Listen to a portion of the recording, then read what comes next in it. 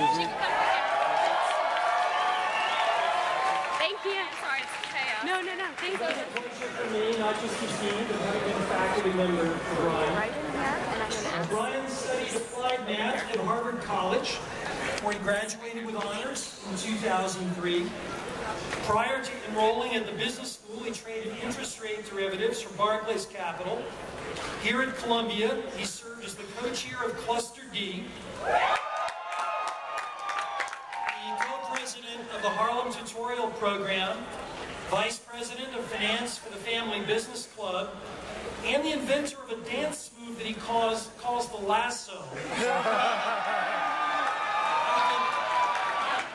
I can only hope that he will demonstrate it, but perhaps after the seminar.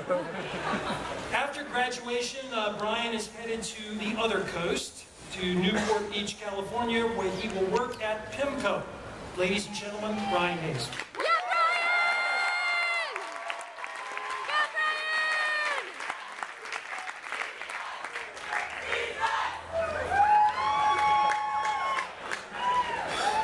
Friends, parents, grandparents, aunts, uncles, siblings happy to celebrate the success of their brother or sister, my own brothers,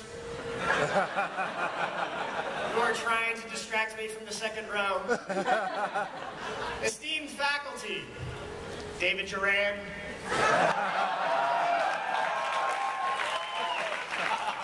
capable administrators and staff, Dean Ziv,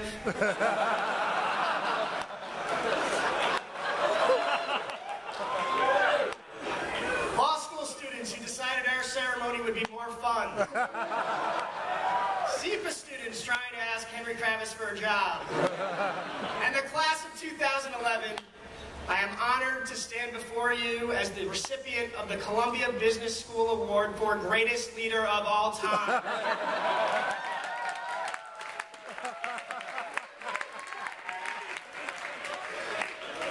Okay, so I made that up. I'm incredibly lucky to be here at all. Indeed, I'll never forget the day, March 5th, 2009, when I received this letter from the admission office. Dear Brian, thank you for applying to Columbia Business School. After careful review and consideration by the admissions committee, we are unable to offer you admission at this time. However, we recognize the strengths of your application and would like to defer our final decision until later in the application cycle. Therefore, we are offering you a place on the wait list.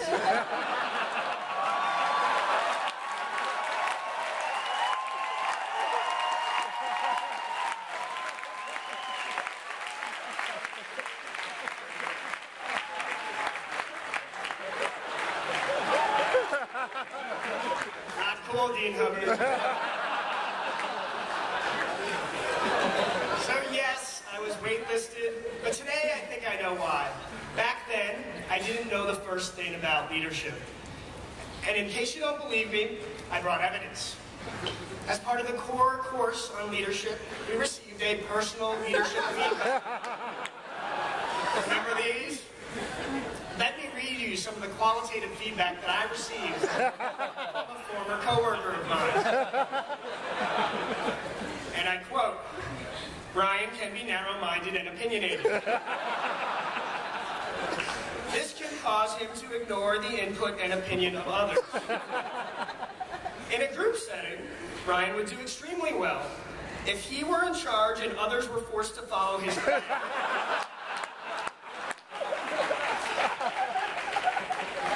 In a collaborative group setting, however, I believe Brian would have a very hard time.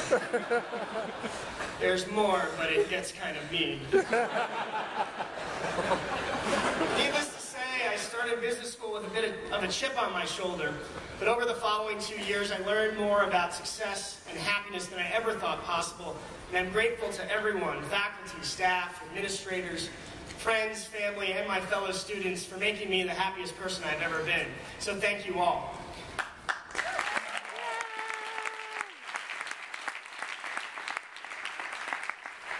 And so today it feels appropriate for me to talk about what we learned at Columbia Business School about success and happiness. Those tuition dollars didn't just go into clever cluster cheers. I mentioned that I started business school with a chip on my shoulder. Sometimes that's not a bad thing. Looking back through history, we see countless examples of leaders who used failures early in their careers to motivate them to achieve their great successes. Abraham Lincoln lost numerous elections on the way to the presidency, and Winston Churchill suffered through a period of political isolation called his wilderness years before returning to power. An African proverb explains nicely the relationship between success and adversity. Smooth seas do not make skillful sailors. And so dealing with adversity is important for success. But sometimes we seek out adversity when we don't need to. Let me give you an example. Many of us travel by plane to get here today. But few of us would say that we had a happy flight experience. Comedian Louis C.K. explains that we live in a world where everything's amazing, and yet nobody's happy. He explains, everybody on every flight should just constantly be going, "Oh my God! Wow! You're flying!"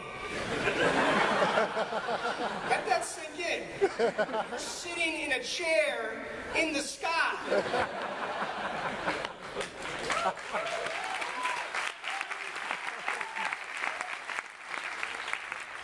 There's a powerful message there that we see reinforced in all walks of life.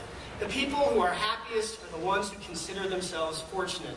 They see the miracle of human flight where the rest of us see cramped seats and travel delays. So what does a graduating MBA to do? Should we focus on our good fortune or on the adversities that we need to overcome? One outlook breeds success, the other happiness. I propose that we leave Columbia with both outlooks in our repertoire. Let your good fortune drive your happiness, and let your bad fortune inspire your ultimate successes. Let me focus first on what we learned about success. Perhaps the most important thing we learned is that many people develop into success stories by traveling outside their comfort zone. In a sense, by seeking out adversity. On this front, I take my hat off to the international students in the class of 2011.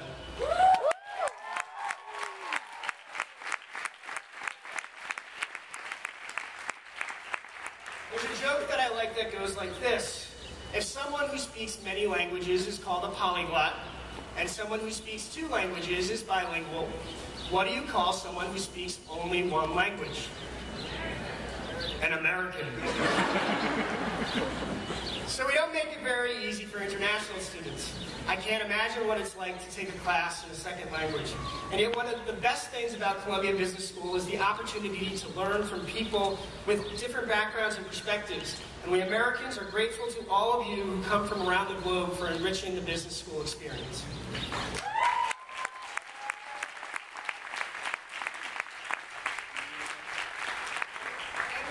Learn something from us Americans as well. I actually went to international student orientation back in August of 2009, where they spent part of the day telling the international students that to succeed in the United States, you need to be aggressive, you need to take risks, and you need to focus on action rather than analysis. And as I was sitting there, I thought to myself, wait, isn't aggressive cowboy risk-taking what got us into the global financial crisis? Doesn't anyone else see this? Am I on crazy pills? Joking aside, we learned a lot about success from each other. And to those of you from Asia, remember the lesson of forgiveness. The Western world hasn't always treated you fairly over the last 150 years, but when you run the show, remember your friends from CBS?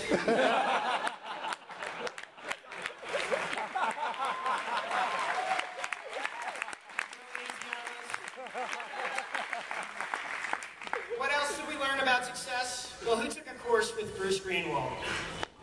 On the last day of Economics of Strategic Behavior, Professor Greenwald discounted the entire semester of learning by explaining that while strategy is important, ultimately it is execution that matters. The productivity boom of the last 20 years was achieved less by increasing potential output through faster computers or better forms of communication, and more by increasing achieved potential through stronger management practices. And it should be no surprise that the greatest gains in productivity come when business conditions are the worst, like right now as we emerge from the global financial crisis. So the focus of management attention is critical for success, And that is the power we lead with today, but it pays to be a little paranoid about business conditions and the competition. But while competitive intensity is useful in the business world, it can have detrimental effects on our happiness. In Professor Eric Schoenberg's course on behavioral economics and decision-making, we learned that bronze medal winners in the Olympic Games are actually happier than silver medal winners. The silver medal winners are busy second-guessing themselves because they had come so close to winning gold, while the bronze medal winners were happy to be on the medal stand at all. So frames of reference are important, especially for such an ambitious group like us, who aspire to be the gold medal winners of our generation. When we have setbacks or disappointments, and we'll all have them, we need to remind ourselves how fortunate we are in the first place. Setbacks, disappointments, and adversities can be managed in a variety of ways, as annoyances, as trials that we can patiently endure, or as opportunities for growth. In a course on personal leadership and success, Professor Hitendra Wadhwa challenged us to see all of our adversities as growth opportunities, from the big picture things like career setbacks to day-to-day challenges like air travel. Our careers are also opportunities for growth. How many times over the course of business school did guest speakers come to campus and tell us, do what you love? But what sort of advice is that? Carla would love to attend Thursday night happy hours next year.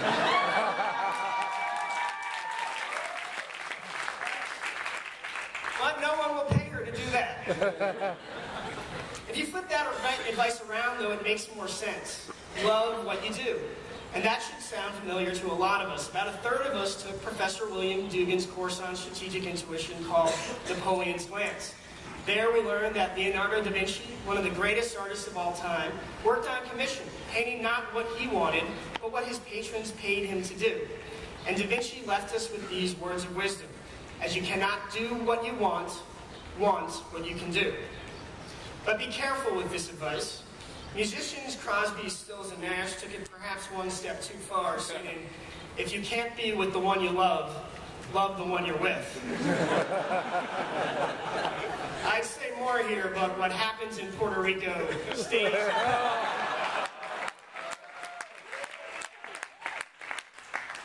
So we learned some lessons on happiness in the classroom, but we learned the most about happiness from each other.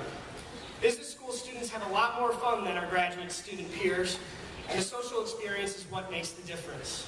The cluster system, learning teams, group work, the hundreds of clubs with thousands of leadership roles, community service opportunities, follies, travel abroad with classmates, countless parties, happy hour, even last week's trip to Puerto Rico, they all serve a purpose. The happiest people constantly surround themselves with friends and family, and Columbia Business School has been a wonderful opportunity to do just that. So as you leave here, remember to make time for your loved ones. You'll be happier, and as an added bonus, they will be too. I'd like to conclude by paraphrasing from Professor Michael Feiner's last class of high-performance leadership, which I think summarizes better than I can my thoughts on success and happiness. We can decide to run businesses that give us not only better results, but more satisfying working relationships. We can decide to create businesses that give us not only new products, but new ways of respecting the world we inhabit. We can decide to lead organizations that not only maximize value, but add value and meaning to the richness of human endeavor.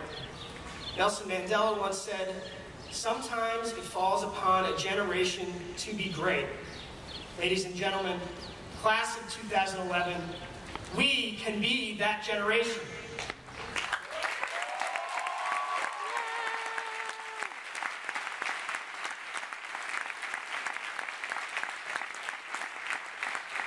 I wish you all success and happiness. Together, we can do great things. Thank you.